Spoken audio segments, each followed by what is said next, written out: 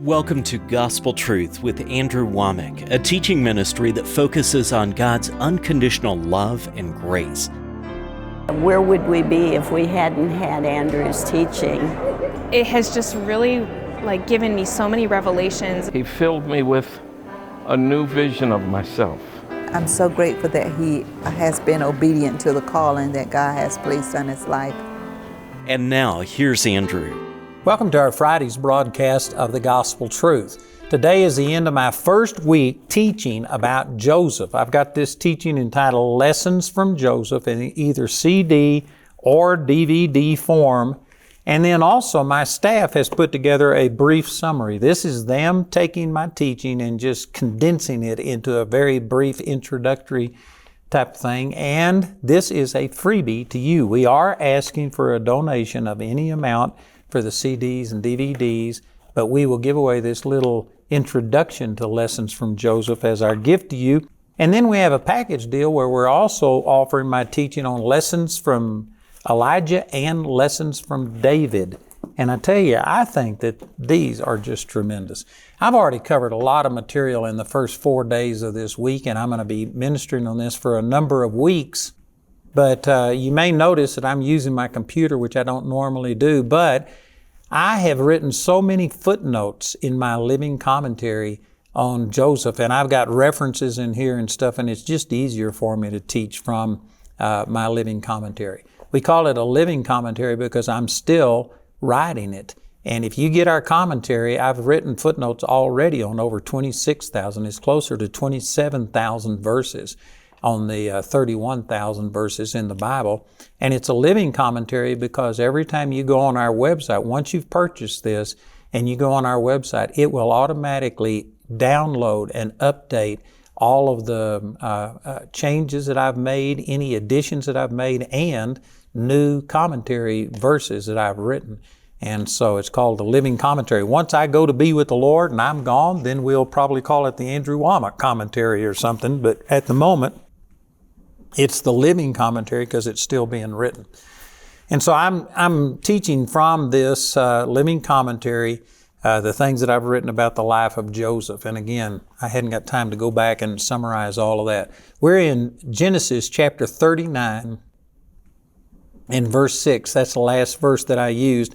This is after Joseph has been sold by his brothers into slavery. They took him down to Egypt and he became a slave. And it says in verse 2 that God was with Joseph and he was a prosperous man.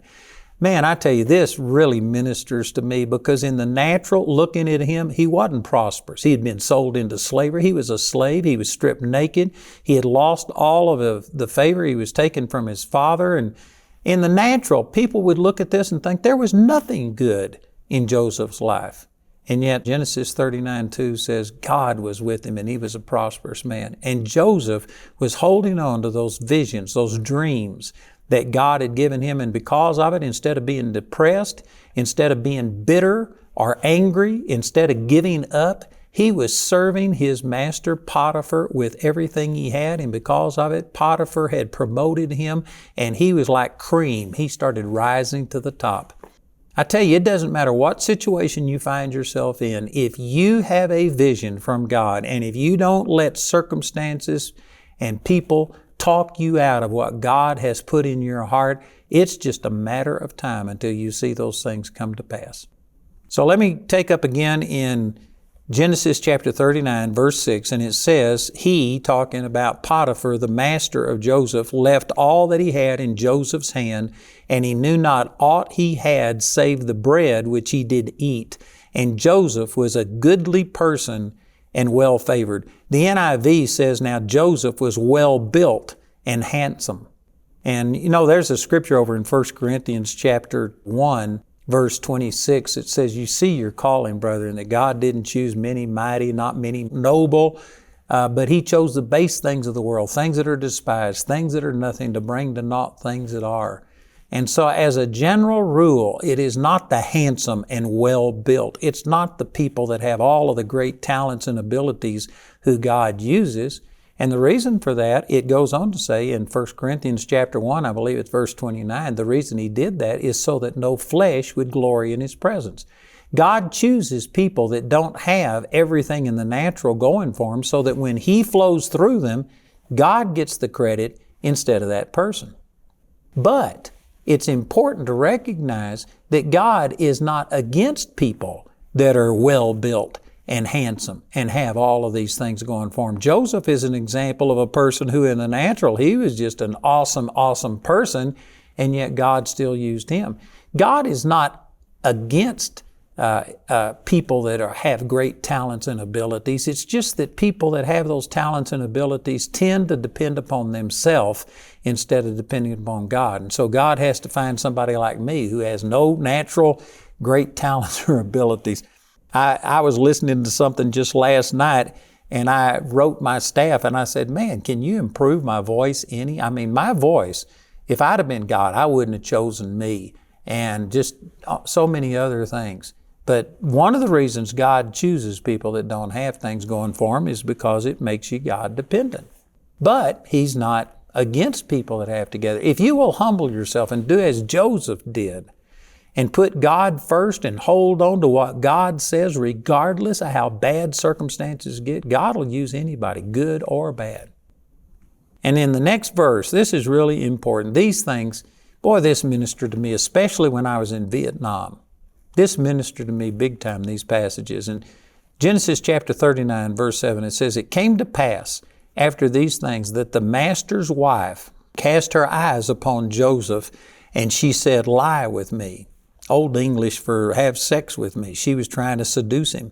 But he refused and said unto his master's wife. Now, first of all, before I get into what he said, let me just say that most people, if you had been the favored son, if you had a coat of many colors, if you were so filthy, stinking rich that you had everything, but then your brother sold you into slavery and here you became a slave, most people would be so bitter, they'd be so angry, they'd be so discouraged that, man, they'd just give up and say, what's the use? And if somebody presented them with an opportunity here, Joseph at this time was a virgin. He had never had any relationship with anybody, and here he is in a foreign land, been totally forgotten. You know, most people, the only reason that they have any standard of morality is because of the potential consequences that come with it.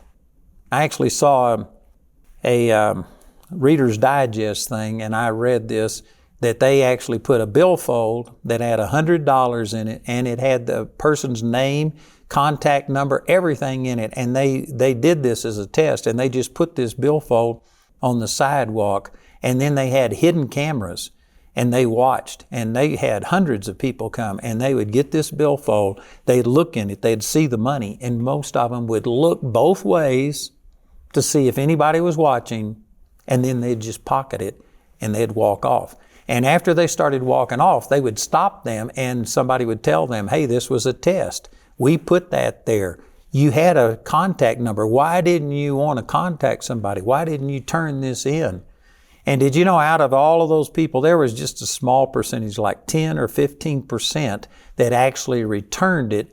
And the majority of people said the reason they didn't return it, the reason they just kept it, is because they looked and they didn't think anybody saw, and there wasn't any consequences. In other words, that's what you call situational ethics. And you know, when I was in Vietnam, there was another guy that was there with me that we grew up together. We weren't real close, but we knew each other. We went to church together, and we had known each other our entire lives. We were both in Vietnam together. We weren't in the exact same spot, but we saw each other quite often. And anyway, when I was in Vietnam, every so often, I think it was every 6 weeks or something like that, they would bring the troops out of the field. And I mean, it was terrible conditions. Anyway, I could spend a lot of time, but it was really, really bad. And they would bring you back. And for 3 days, they would give the troops all of the booze that you could drink. You could get totally wasted.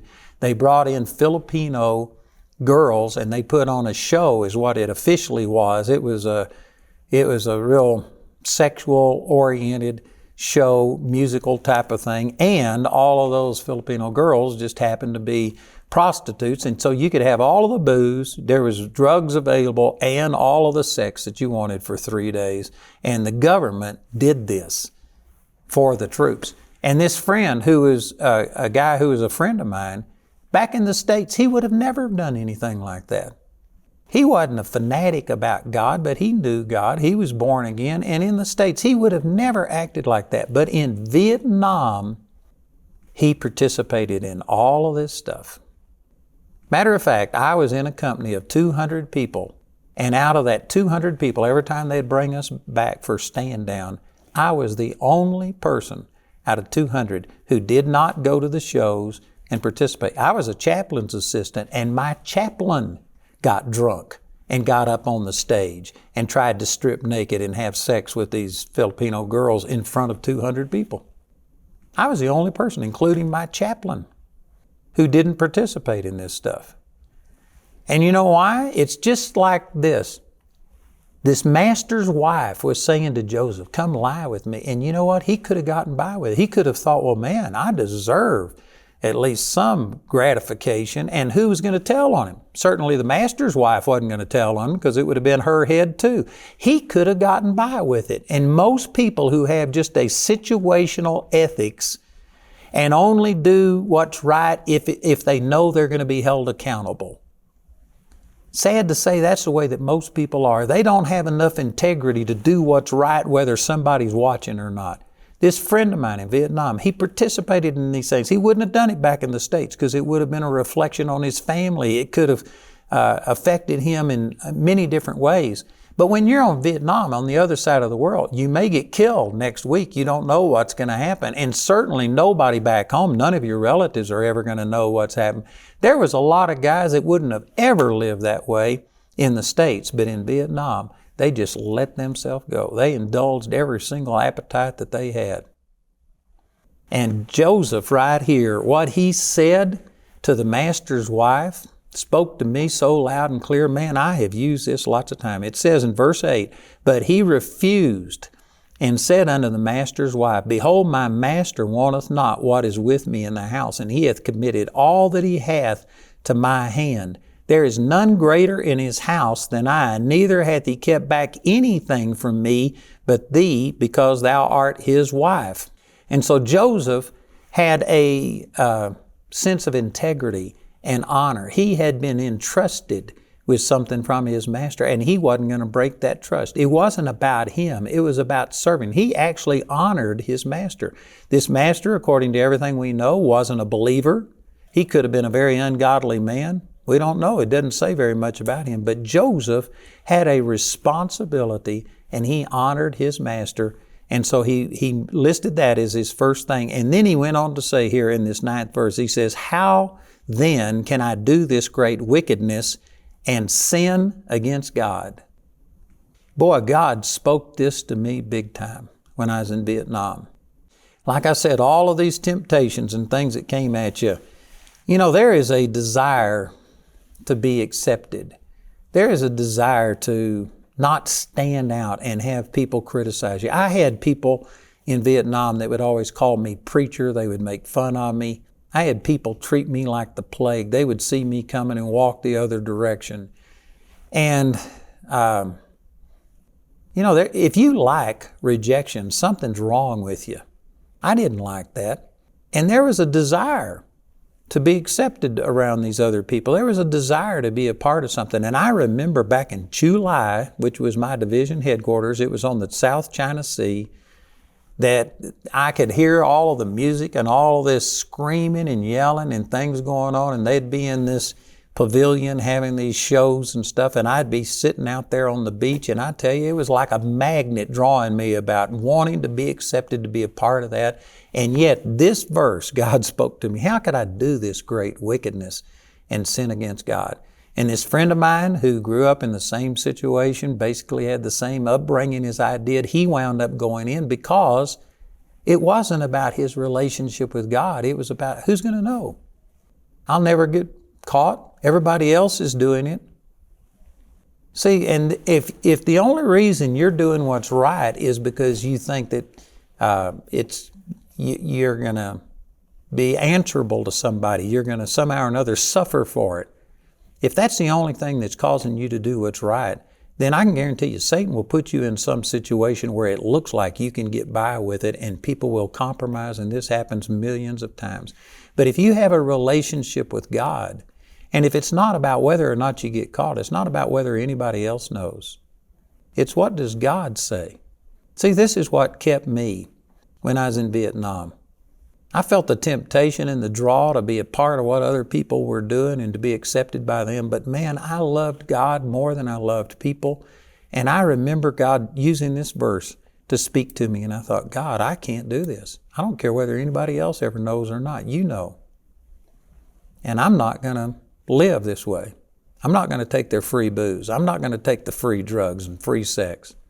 I'm not doing this stuff because I had a relationship with God.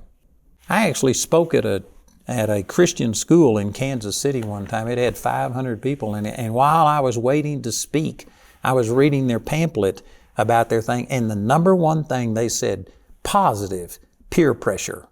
And that's how they were advertising their school. Because it was a Christian school and because there was Christian kids there, then they were going to use peer pressure to influence them positively versus like public school where there was negative peer pressure.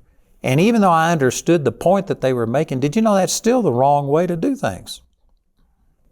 Because you're training them to be a part of a group. Now, if it's a Christian group, well, then that's great, but you're training them to just have a herd mentality and to do what it takes to be accepted with everybody else. What happens when you take them out of that Christian environment and put them in a situation like in Vietnam or something where there's no restrictions and you could have all of the evil that you want? Well, that same peer pressure that you used in this Christian school and used positive peer pressure would cause those people to go along with others just to get along. And see, that's wrong. Peer pressure should not be the motivation for anything. It's all personal relationship with God. And this is one of the things about Joseph that just really ministered to me and blessed me, is that Joseph was going to honor the person who had entrusted him with everything, including his wife. That's an integrity. You know, it says in Proverbs chapter 11 that the integrity of the upright will direct his steps. What that means is that if you have made a commitment that, God, I'm going to serve you and I'm going to do what's right, whether it's popular or not. Did you know that puts boundaries? And it makes you live within these boundaries. And it doesn't matter whether other people change or whether anything. You're going to do what's right. That's integrity. So Joseph had integrity, and that was going to limit what he could do because he was honoring his master. But the bottom line is, the biggest thing was, how could I do this great wickedness and sin against God? Brothers and sisters, I'm telling you, this ought to be a verse that just becomes a mantra for every single person watching this. That you make a decision that, God, I am going to do what's right and I am not going to sin against you. It doesn't matter what anybody else says. So much of the Christian life, they say things like, don't go out and have, sexual immorality because there's sexually transmitted diseases. And if you do, it's like playing Russian roulette. It's just a matter of time until you come down with some kind of a disease. That's all true. But that's not the real motive. What would happen if they had a cure for all sexually transmitted diseases? Does that mean now it's okay for you to go have sexual relationships? No. Yes, it's true that there are consequences to sin, but the bottom line is the real motivation ought to be that this is about your relationship with God. God, I'm not going to sin against you. What would happen if they came up with a cure for AIDS so that you could have homosexual relationships and it would never affect you?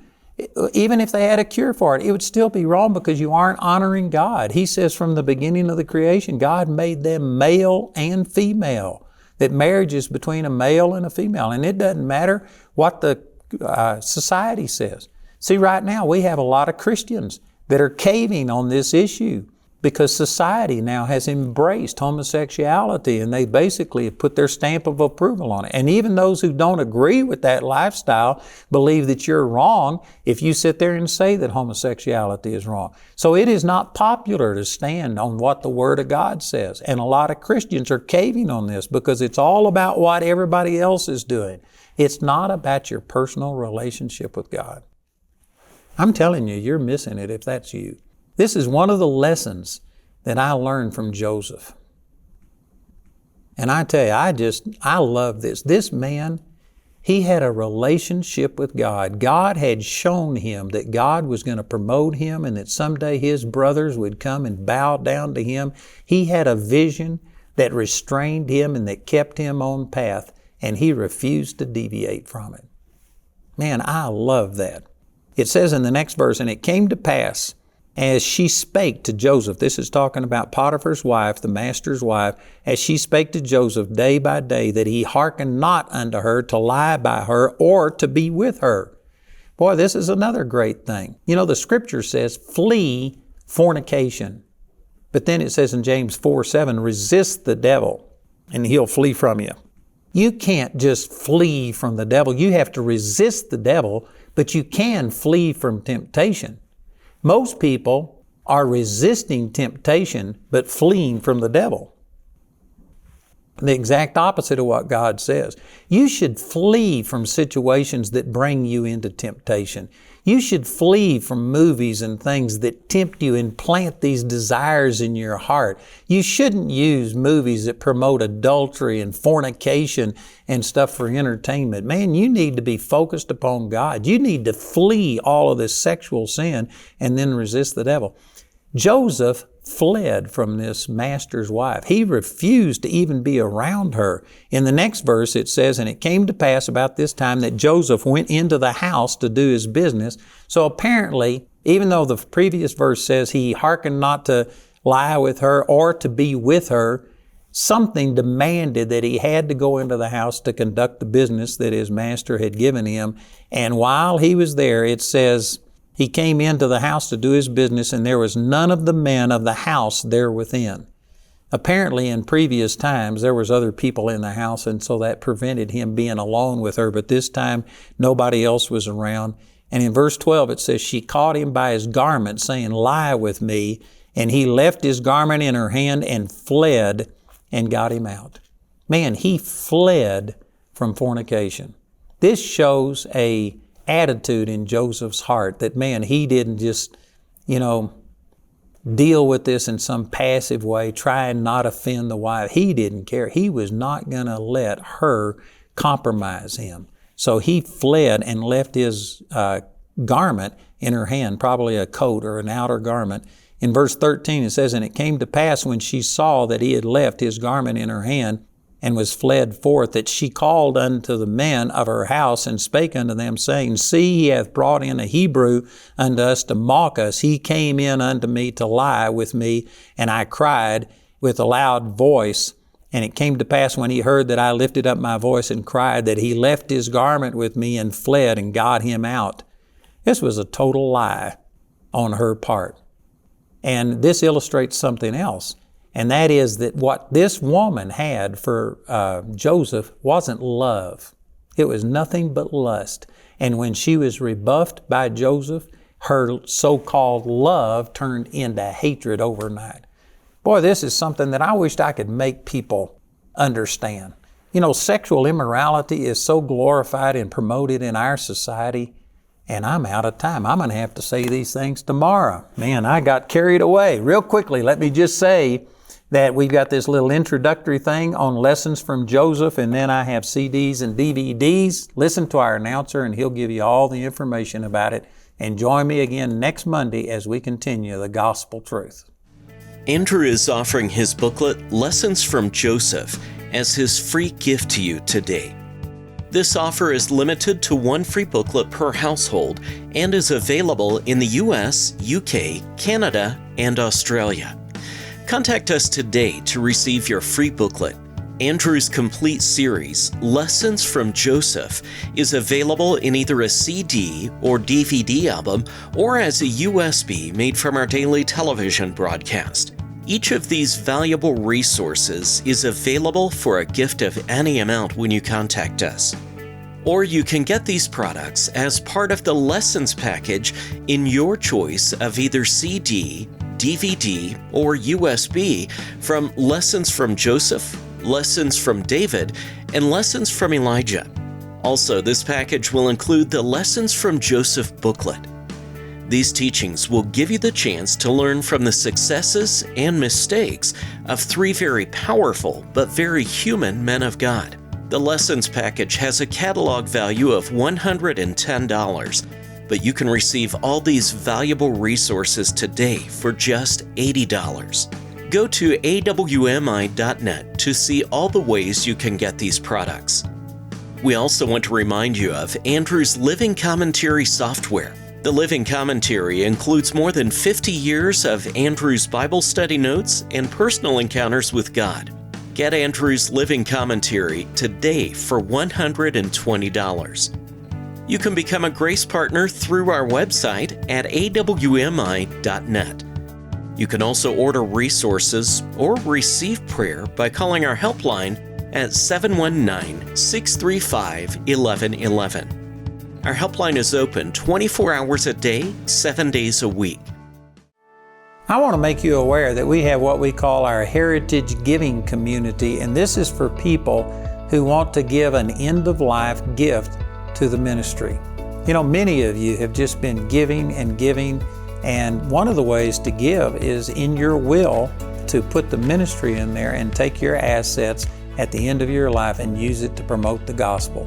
And so we now have this Heritage Giving Community that we have put together, and if you're interested in doing something like that, I'd encourage you to contact us. We'll have all the information on the screen, and this is just a way of you taking the blessing that God has given you and putting it to work even after it's time for you to go and be with the Lord. You'll be blessed. Hello, this is Andrew Wommack, and I want to invite you to come and sit under the Word of God 4 hours a day, 5 days a week for 2 or 3 years. I promise you it would transform your life. You know, God has put it on my heart to make disciples, and the best way I have of doing that is through our Charis Bible College. We not only have our main campus in Woodland Park, Colorado, but we have campuses scattered all over the world. You can go to our website to get information on it, but I promise you, this is a deal changer. Many of you know there's more and you just don't know how to get there. Come and let us help you discover who you are in Christ and who He is in you. It'll change your life. I tell you, I'm excited. God is going to do something special during these meetings. The conferences are great. You're going to get a chance to meet people from all over the country, all over the world. The speakers are phenomenal. You are now the righteousness of God, and you got to quit looking at yourself in the natural, and you got to see yourself in Christ. Andrew's teaching and the love that he has for God's Word and truth, it is the gospel truth.